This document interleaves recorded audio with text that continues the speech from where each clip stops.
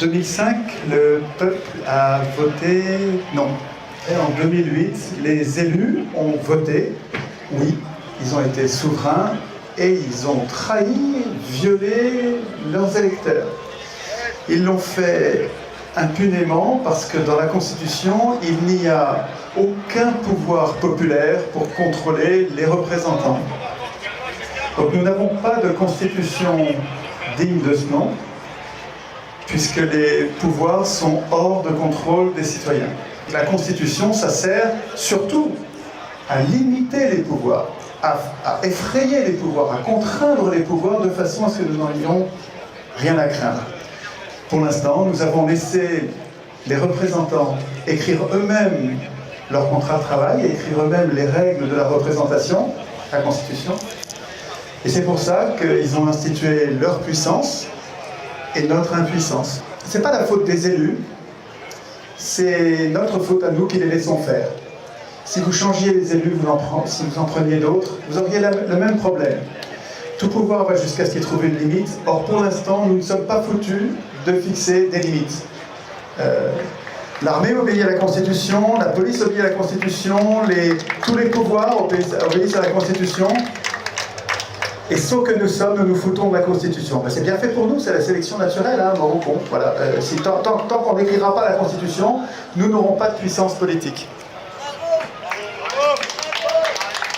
Il est idiot de déplorer les conséquences dont on adore les causes. Voilà. Ça ne sert à rien.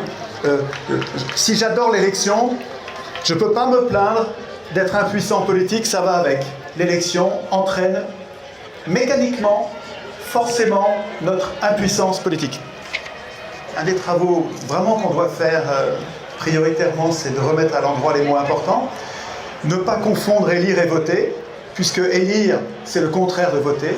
Ne pas confondre démocratie et gouvernement représentatif. Le gouvernement représentatif est, par construction, depuis le début, depuis 1789, ça c'était pas bien en 1789 et ça s'est dégradé. Non, non, c'était dès le début antidémocratique.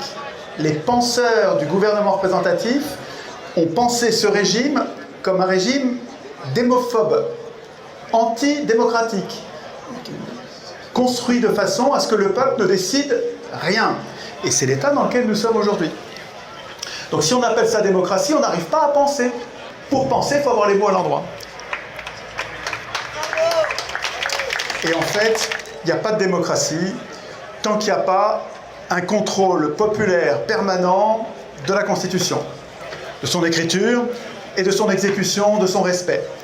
Il nous faut un processus constituant, populaire, permanent. Pas seulement pendant l'Assemblée constituante. Ensuite, le Conseil constitutionnel, qui applique la Constitution, il doit être populaire aussi. Pour conclure, nous n'avons pas besoin des élus pour nous émanciper. Nous n'avons pas besoin que nos maîtres nous donnent la permission. Nous n'avons rien à exiger d'eux. On n'a pas besoin d'eux, on s'en fout d'eux complètement en fait. Si on veut s'émanciper, il ne tient qu'à nous de le vouloir, mais encore faut-il vouloir ensemble cette émancipation. Comprendre que nous avons une cause commune. Écoutez bien, c'est super important ça. Nous avons une cause commune. Et de gauche, de droite, d'extrême gauche, d'extrême droite, nous avons une cause commune. C'est instituer nous-mêmes la puissance politique qui nous manque. Et quand je dis il faut qu'on le veuille ensemble, c'est pas une escroquerie. Je pense vraiment ensemble, avec les gens de gauche, de droite, comme en 2005. On a gagné en 2005 parce qu'on était tous ensemble. Et s'il n'y avait eu que la gauche, ça ne gagnait pas. S'il n'y avait eu que la droite, ça ne gagnait pas. Il a fallu qu'on soit vraiment ensemble. Diviser, c'est sûr qu'on va perdre. C'est même pas la peine de gaspiller notre énergie, c'est foutu.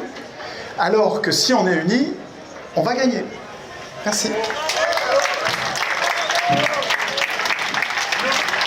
Formation pour Étienne Soir.